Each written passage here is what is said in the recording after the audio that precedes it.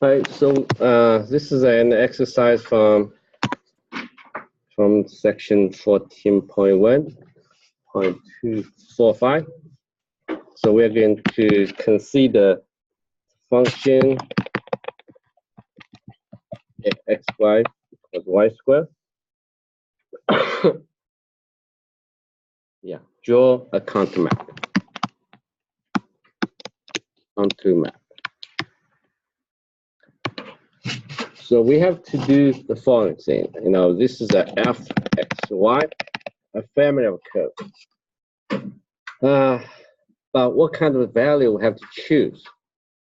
Okay, it's better to draw 5 curves because k could be negative, could be positive, and could be 0, and could be, you know, positive, negative, right?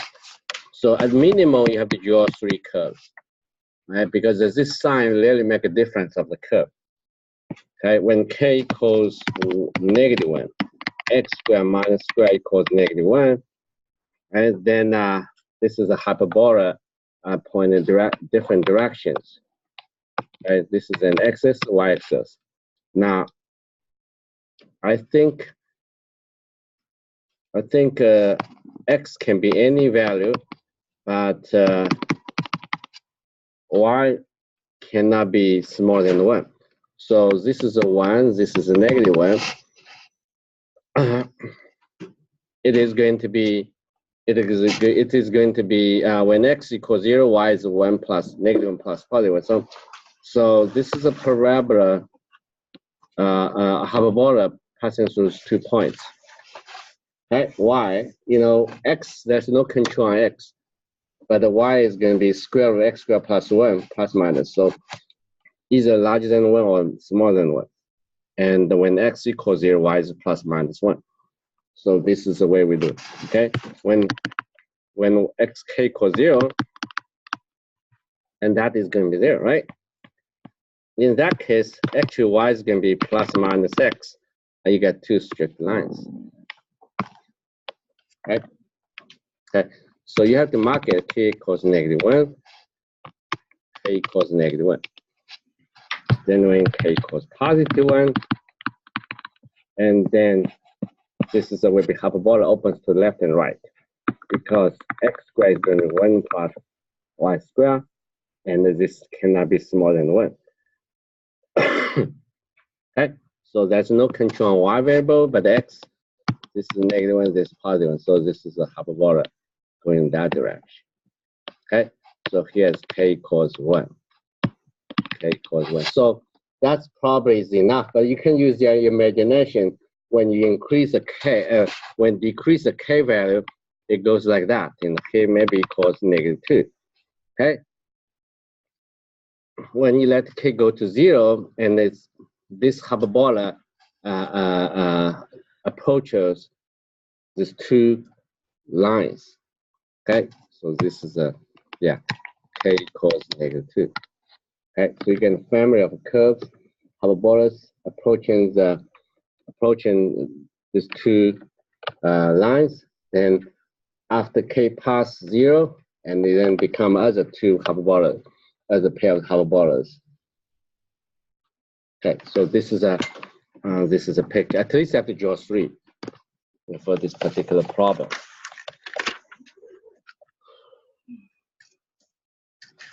So today's topic about limits and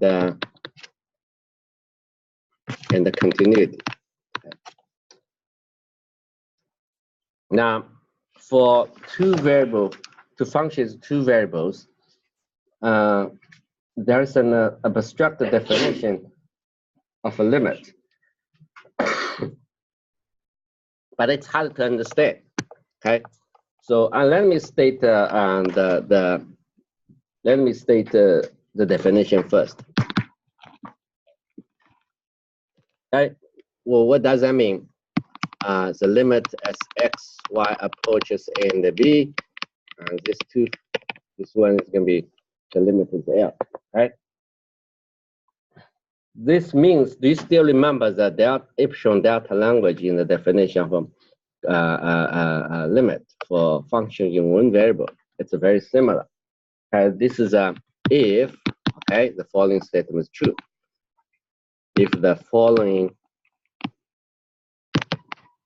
statement is true, okay, that is for any small epsilon, okay, there is a delta, okay, which usually depends on the function and the epsilon, okay,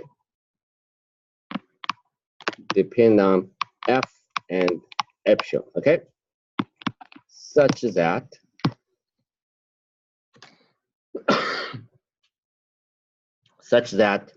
if the distance between those 2 points is smaller, then this always implies the value, the difference of the values. This is smaller than delta, smaller than epsilon. Okay. So this is the original definition. Okay. The necessary condition is if this is true, then the function along any line, any path, it becomes a function of one variable, right? This should approach the same limit. Okay. So my comments here is that, but that's not necessarily okay. Condition. So if the limit of fx is going to be L, what you can see, then along any path to that point in the space, okay? For example, this point A and B, along any path, okay? Along any path, for example, x equals x over t, y equals y over t, okay? Any path, right? Then and here when t equals 0 is here, right? Or you can say t naught, doesn't matter. Okay, let's use a t naught. Okay. Then along any path, okay, the limit of t approaches t naught restrict to this path is going to be L. Okay, so this is obvious because as long as the point is getting close to the given point, right? The value of the function is getting close to L. In particular, the restrict the function along this path, right? Its value is going to be getting close to L. So this is, but that's not sufficient. It's not sufficient. This is let's look at the following example. This is the first example, but it's very interesting. Show that the limit as x approaches 0 as origin, this limit does not exist. Okay, this does not exist.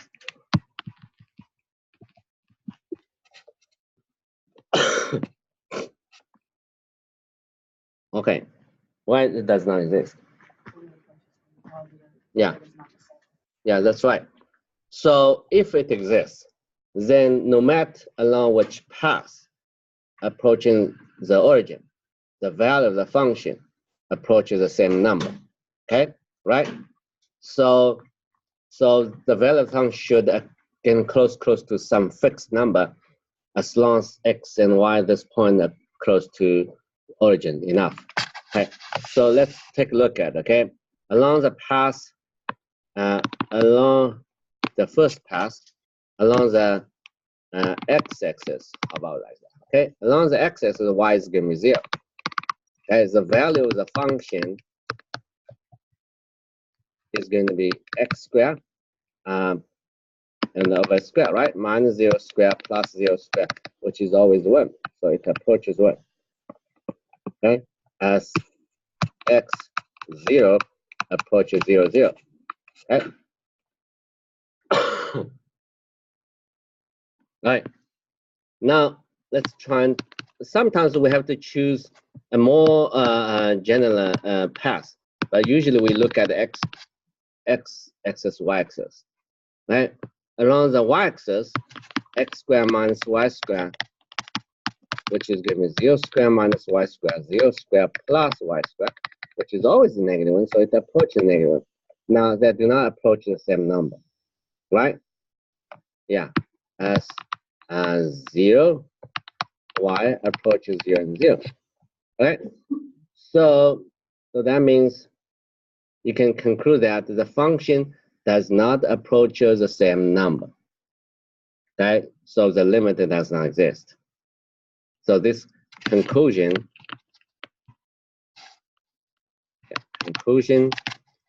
this x squared plus y squared, okay, does not approach a fixed number. So no limit. Okay. Okay, so this is argument. So if I give you a problem, sometimes I do not tell you. I do not tell you the limit doesn't exist. So you either prove the limit doesn't exist, or you find the limit. Okay.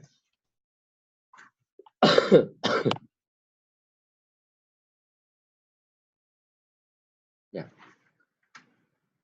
Okay, let me explain those examples from. Yeah, there's some books. Some examples in the book are very nice. Yeah, let's do one more example, then I look at problems from exercise. I'll leave the other examples you can read at home.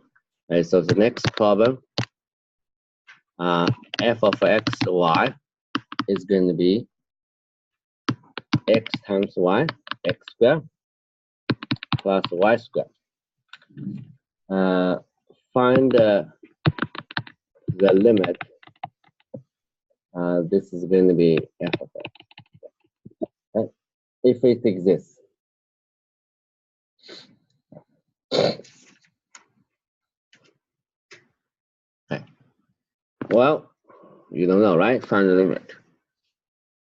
I think it's obvious to me it does not exist. Why? Along the x-axis, along the y-axis, yes. They're both identical 0. Okay? Along the y-axis, along the x-axis, the numerator is always 0, right? So the value of the function is always 0. So it looks like it approaches 0. But there are, along some passes, does not approach 0. Okay? So it's obvious to see that along the x-axis and the y-axis, okay? This is going to be 0. Okay? fxy is identically 0. This means it's approaching 0. Okay? However, because the numerator is going to be x times y.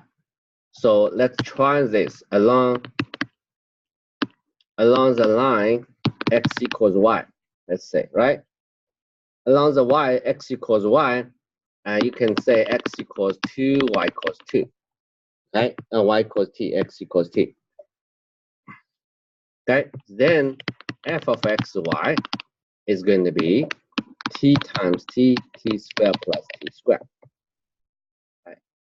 And clearly, it's going to be t and 2t squared equals 1/2. It's constant, all right? So that is going to be approaches 1/2 as xy equals tt approaches 0 and 0, okay? So that means along some paths, the value function does not approach 0. Along the axis, the y-axis approaches 0. So it's a pretty strange graph. And actually is nearby the origin. At the origin, the function is not defined even, right? and there is a singular point there if you look at the graph of this function. Okay, so that implies the limit does not exist. does not exist. Okay, because the value of function does not approach the same number.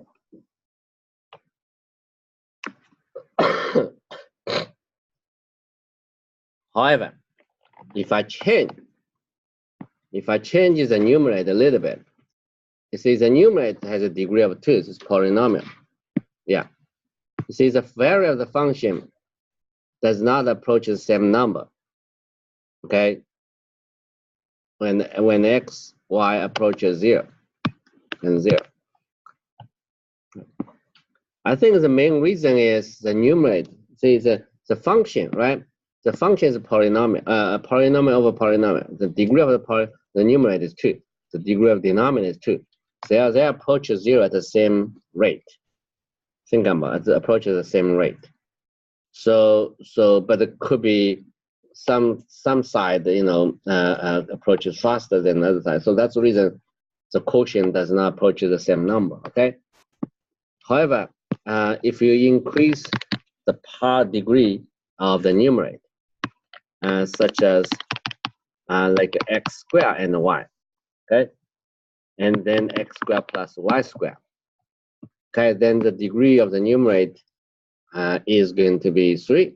The degree of the denominator is 2. So I believe that this approach is 0. Okay, so find the limit as x, y. And the question, how do you prove that the limit is going to be 0? It's not easy.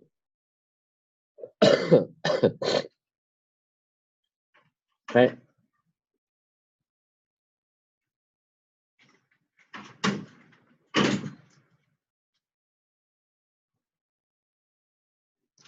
Okay. We use the best way to do is, this is a very useful formula, is to prove the following inequality. Here's an inequality. Everybody knows that.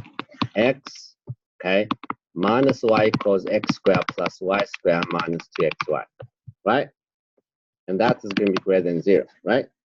Why? Because x minus y squared is always non-negative, right?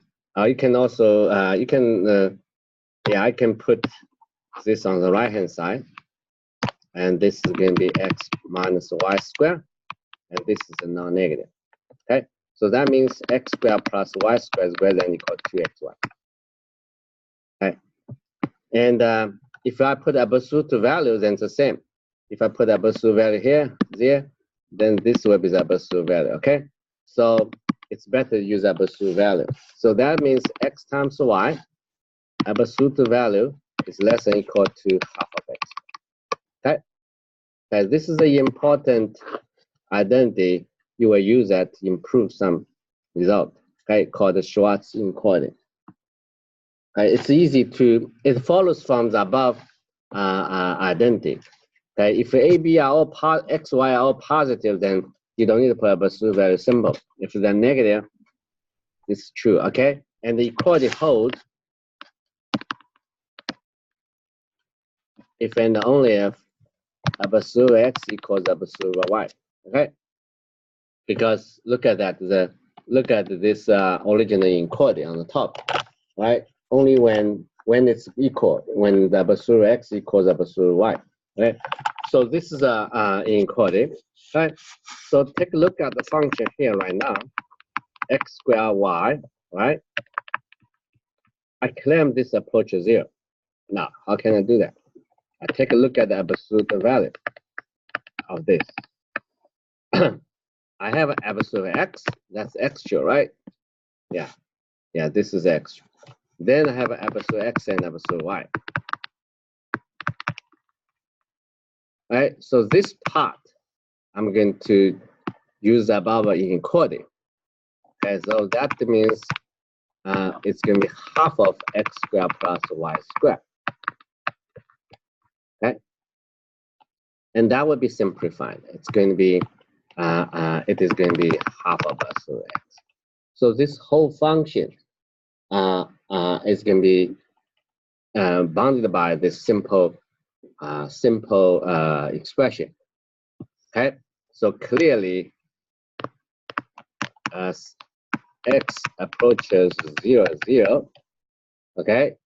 Now what does that mean? That means the distance between them, i.e. the distance between them, right, is going to be a pseudo x squared plus y squared approaches 0, right? It's the same.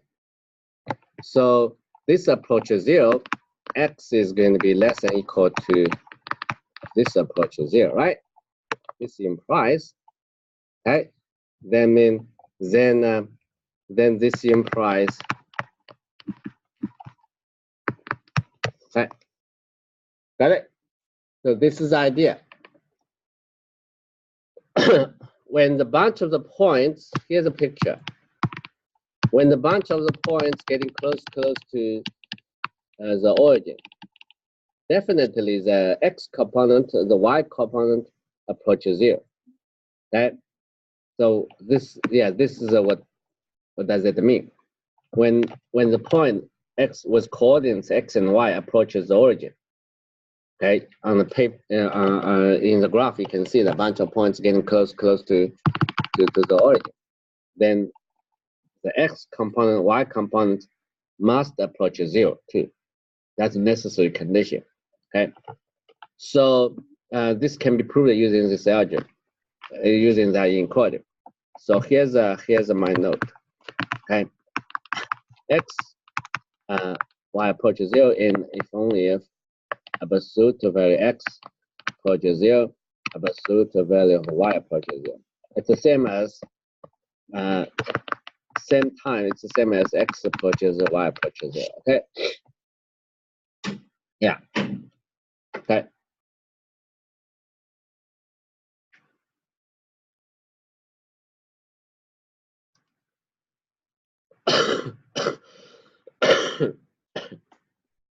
Right. So you conclude that the limit of the function as x approaches 0, 0, x, y, is going to be 0. Okay. So this is but you can use, in the book, they use a delta epsilon language to prove that. Okay. So how do you use delta? Yeah. You use the epsilon delta language to show that the limit of x and y approaches 0, 0, x squared y is 0, 0. Okay, how do you do that? First, I have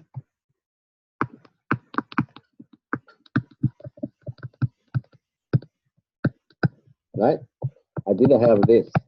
Remember, right? I already proved that. See above. So I want to. I think I want to make sure this is smaller than epsilon, right? As long as the delta, yeah, here's the point, right? I want to this one make it smaller than epsilon. Okay. So how can I make this epsilon? I know that we know. Yeah, assume that xy, right? This is less than delta. Okay. I have to choose delta later. I want to guarantee that is there. That difference, the above difference is going to be that epsilon. So as I know that this is going to be x squared plus y squared is less than delta, same. Okay, it's the same. But this implies. Oh, where is this from? Okay. This implies absolute x less than or equal to. Right. Okay. So therefore, if I choose, okay, take delta to be 2 epsilon, then under the assumption,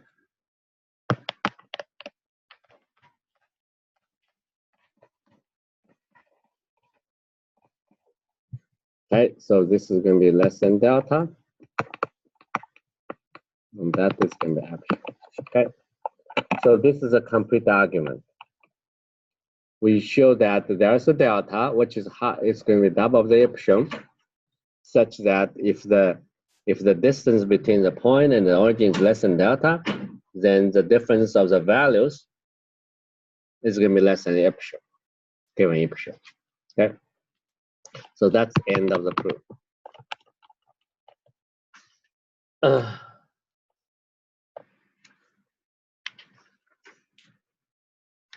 Yeah, take a look at the next problem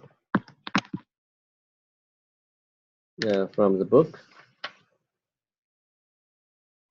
Find the limit if it exists, or show that the limit does not exist. Okay, problem number 12.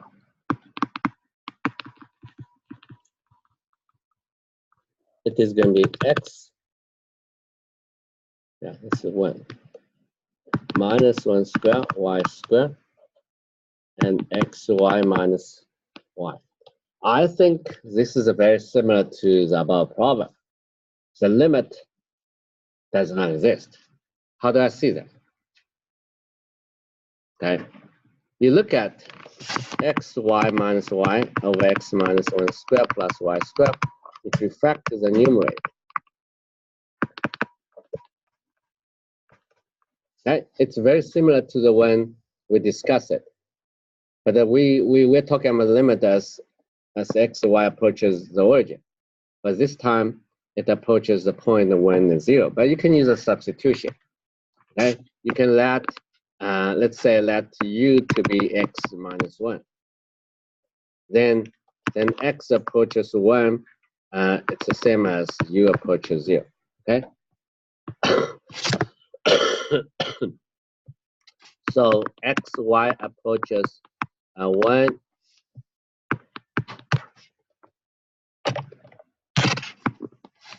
One and 0, it's the same as u and y approaches 0 and 0. Okay, so the above the limit, if you use the same idea as before, then this limit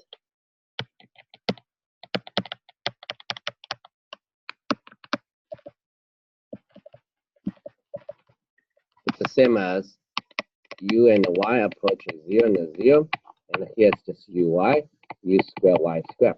So we get a very similar function, okay? And we already did that. The limit does not exist, okay?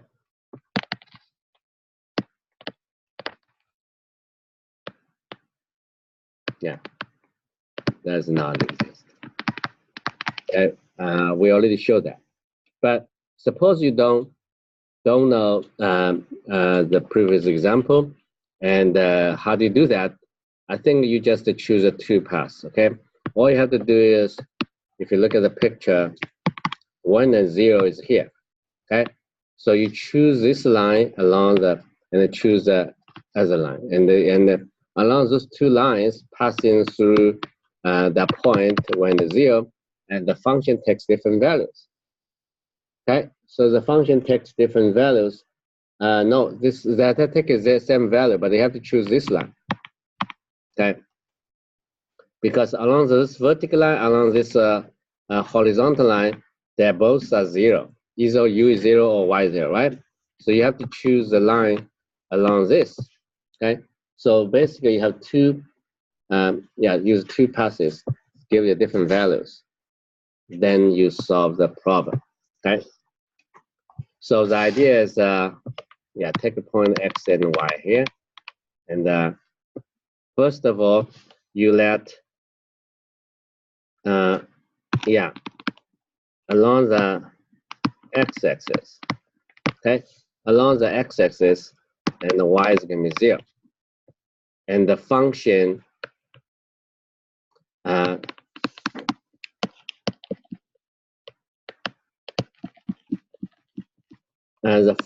the value is going to be, right?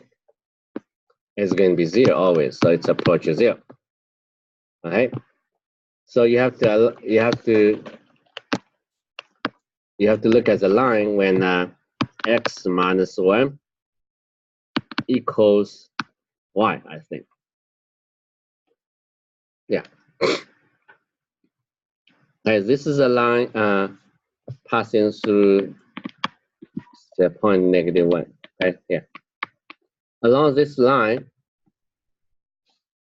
and the value of the function, let's say assume t, then x minus 1y over x minus 1 square plus y square is going to be t times t square plus t square is going to be 1/2, it's going to be 1/2.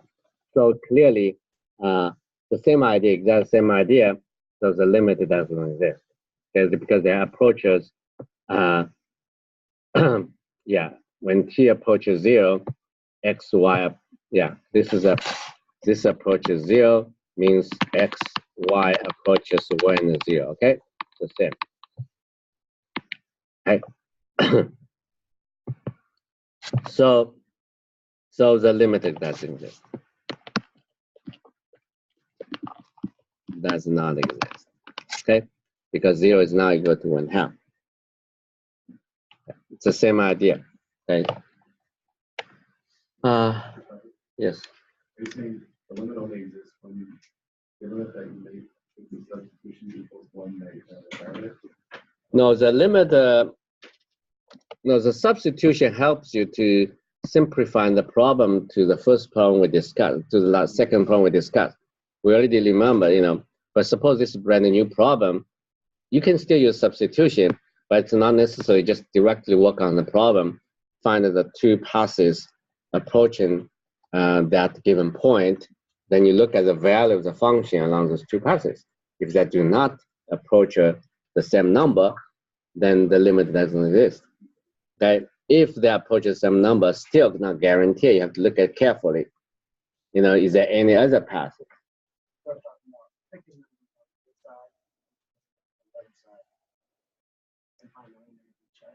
Yeah, you can look at both sides, you know. So, yeah, if you look at both sides, that probably gives the different values. Yeah, that's right. Yeah. Yes. So finally, the limit, essentially what you do is you take the limit of the x, which is basically the y, with y. Yeah, yeah. And the limit of the limit. Yeah. And that's all you need to prove the limit. No, to prove the limit, yeah, it's much more challenging in my opinion. Prove the limit exists and find the limit, because you have to, how do you prove that, right? You know, you have to find some inequalities, blah, blah, blah, you know, and you do need a much strong algebra, but it proves the limit does not exist. In my opinion, it's a little bit easier. You just choose two different passes and then restrict the function to those two passes to see if they approach the same number, right? So that'll be easier for you. Along the y-axis, then you can say x is 0, y equals y, you know, y is arbitrary. Along the y-axis, yeah, y is arbitrary, x is 0. Okay. And sometimes, if this is not the origin, then you have to use a vertical line instead of the y-axis. Like in this picture, I use the x-axis, okay, for the first limit. Along the x-axis, y 0, x approaches 1, okay? And I find out this is always 0, so limit of 1, okay? For the second one, I choose a line passing through that point, and that is yeah, along this line, the value of the function is simplified to 1/2. Okay? It's a constant, actually. Now, so generally speaking, if it's polynomial over one polynomial over another polynomial, if the numerator has high degree, and more likely it approaches 0 when the points approaches the origin, right?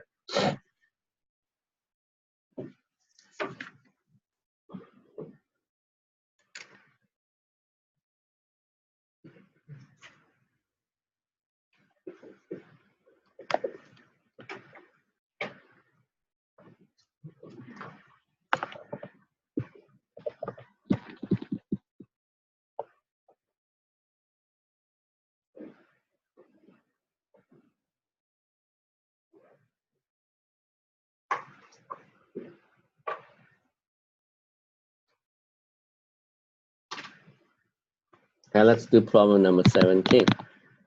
Limit as x sub y approaches 0 and 0.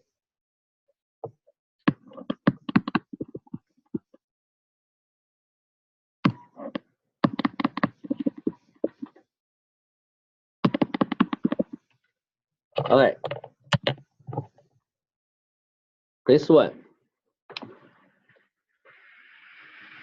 I think it's clearly it's going to be 0, the limit. How do you see that? First of all, the denominator approaches 0. But the denominator approaches 0, since it's inside the radical, I have to get rid of the radical first. Right? So I have to do some modification. I multiply the denominator and numerator by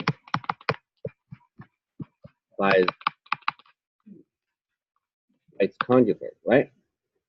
Then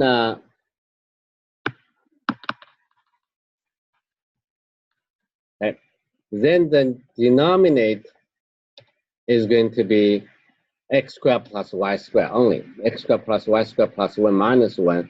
So 1 cancelled out. So you will get x squared plus y squared. The numerator is x squared plus y squared. And you have, I put addition terms here. So yeah, should be here. Okay. So plus 1 plus 1. Okay. So then this canceled out. Okay. And the final expression is going to be just this one. Okay. So there's nothing under that. And clearly this one, when x, you see, when, x, y approaches 0 and 0, clearly implies x squared plus y squared approaches 0, okay? The same. Yeah, because the difference between those 2 points, the distance between those 2 points is given by that formula. So that means x squared plus y squared approaches 0, the same, okay? So that means the above expression, okay, which is going to be x squared plus y squared plus 1 approaches 0 plus 1 plus 1, which is 2. Okay. Yeah, as x, y approaches 0 and 0. So we find the limit.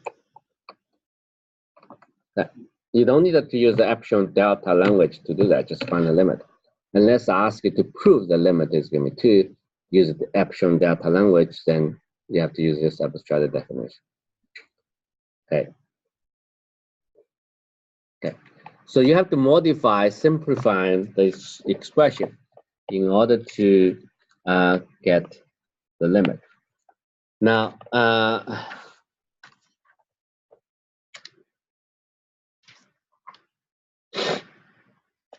as I said that if the numerator and denominator have the same degrees, more likely the limit does not exist. Okay, take a look at, but you have to find the 2 passes to show that. And let's look at this limit. And this is a 3 variable. It's not necessarily there are 2 variables. You know, the function can be have more than 3 variables: x, y, z. Okay, and this is going to be x, y, y, z, and x squared plus y squared plus z squared. I look at this expression. I can even have an xy plus yz plus zx. Doesn't matter. There's a zx term is missing. That's okay. Right. So this is not a does not have this kind of symmetric in all the variables. My feeling is this one does not have a limit. Why? Because the numerator that is a polynomial degree 2, the denominator has a polynomial degree 2. Right? And they approaches 0 at the same rate but at different values. So sometimes the the value on the numerator is larger than the value of the denominator. Okay, so let's try in different passes to see if we get the same result. The first pass is I consider x, y, z. I just assume that x, let the y to be 0, and the x, z is arbitrary, approaches 0, 0. Okay, so this is a sequence of points in the xz plane. Okay, you look at the, so here's the origin. Okay, the function is defined in the space, and I'm consider a bunch of the points in the xz plane. Okay, approaches the origin. If those are the points in the xz plane, the y value is 0, and then you find out the function is always equal, the value is always equal to 0 because the y value is 0. So it is 0, blah, blah, blah, and it's going to be 0. It's approaches 0 always. Okay?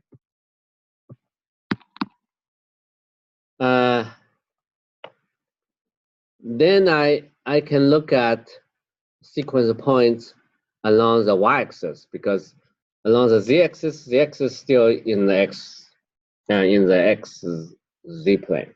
Okay? So as x, y, z equals 0, y, and 0. No, it's not good. It's not working. The reason is if you do this way, the numerator is still 0. It's not working. So we have to change your mind. Okay.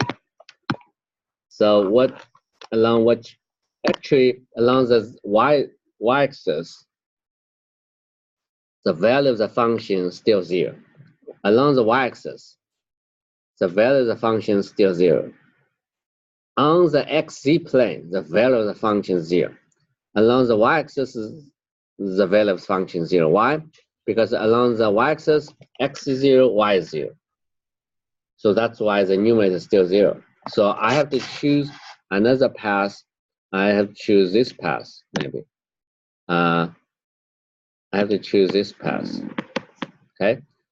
So this is a path. Assume that x equals 0. That's fine. Y equals t, z equals t. How about that, right? This is a parametric equation for that path. That's the reason we studied parametric equation for the curve first before this section. So that's the reason there. Otherwise, how to describe parametric equation. I think this is already studied in Math 171. All right. So along the path, okay, x equals 0, y equals t, z equals t, and then you will see that x plus y, y, z, and this it can be simplified. That is going to be 0, and the y plus t squared, 0, t squared plus t squared. It's the same idea. You get 1/2, right? So it's not going to be 0. It's constant. It approaches, right? Along the path towards the origin, and the value of the function is always constant, and the approach is 1/2. So clearly, the function does not approaches the same value when x, y, z approaches 0. Okay, so that means f of x, y, z does not approaches a fixed number as x, y, z approaches 0, 0, 0. Okay.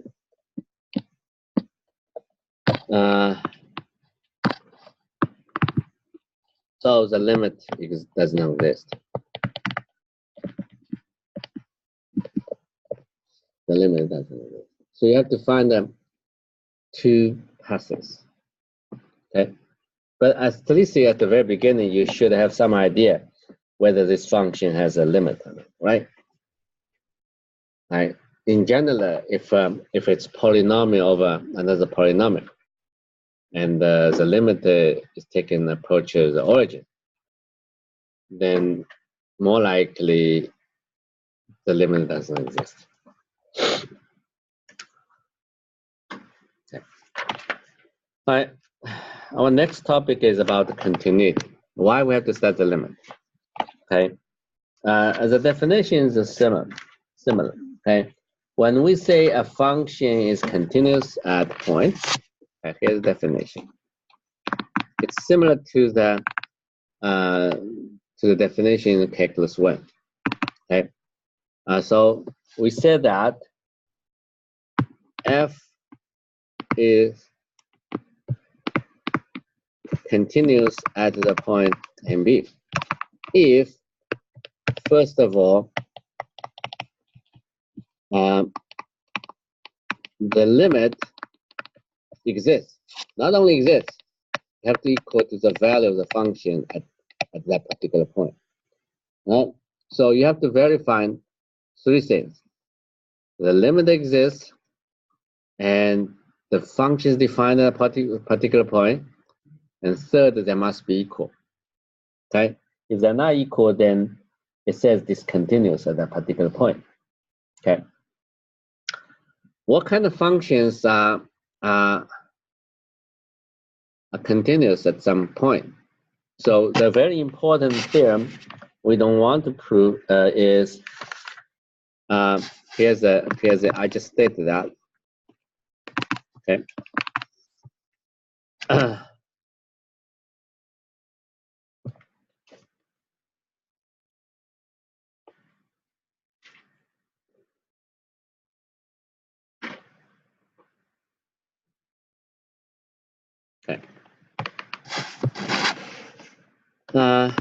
For an elementary function f, okay, it is, now I have to give you a definition of elementary function. It is continuous at any point in its domain. So elementary function is a very nice function, just like a polynomial or polynomial in its domain. Okay, it's not piecewise defined function. For example, f of x, y equals x squared plus y squared, x squared minus y squared, right? This is an elementary function. It's polynomial. Anything you can express as polynomial, radicals, sine, cosine, whatever you name it, those are functions you're already familiar. It's called elementary functions. And the given function, okay, well, you know, elementary function, and the domain is not given, but the domain is given implicitly. So the domain of the f is a whole set, is a set of points, so that the denominator is not going to be 0. So that means x squared plus y squared is not going to be 0. Okay? That means it's a whole plane except excluding the origin. It's R2, and yeah, this means exclude the origin. Okay, so the whole plane, you make a circle. Right, so this is the domain of the function. Okay, the origin is deleted. Okay, so that is the domain of the function, and I claim that the function is continuous at any point as away from the origin. Okay, so that means by the above theorem,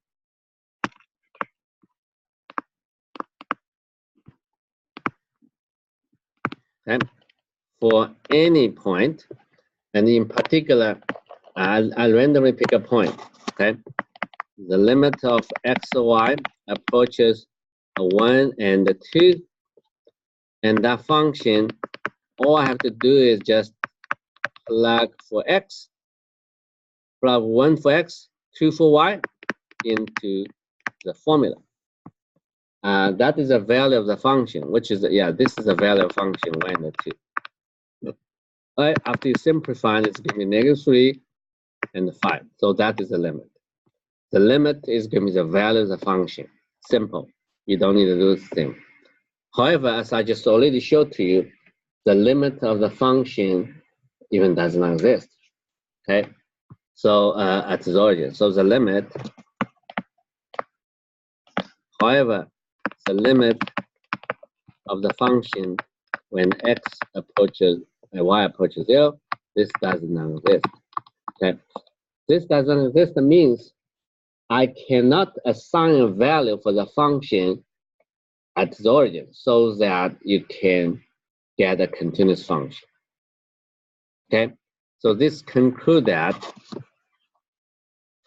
for any k, okay, for any k, the following function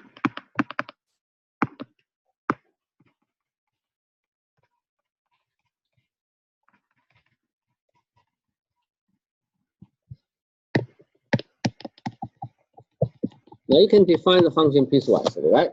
So at the origin, you can say the function has a value of k. And away from the origin, you can say the value of function is given by x squared minus y squared over x squared plus y squared. So since the top piece does not have a limit, so no matter which value you're going to choose, you're not going to make a continuous function. So for any k, this h is discontinuous at the origin. Okay, continuous. No matter which value you're going to choose, because the limit doesn't exist. Right? So imagine the graph is going to like a roof above the ground. Okay, the graph of this function f. So there's a hole there in the middle. No matter what, you cannot fix the hole to make a continuous no leaks roof, right? That's the whole point. Yeah, because that area, the single point, is so strange. It's not like connected, displaced. So it's impossible to repair the roof to make the roof, completely sealed. Yeah, that's the idea. Okay, it's hard to draw the graph. You can use a graphing apps, right? Map or something. You type the equation into the spreadsheet, and you will see the picture, 3D picture. You can rotate and look at why the hole is so strange. You cannot fix it. Okay, it's not like one single hole. You can put a point there and it can seal it. Okay.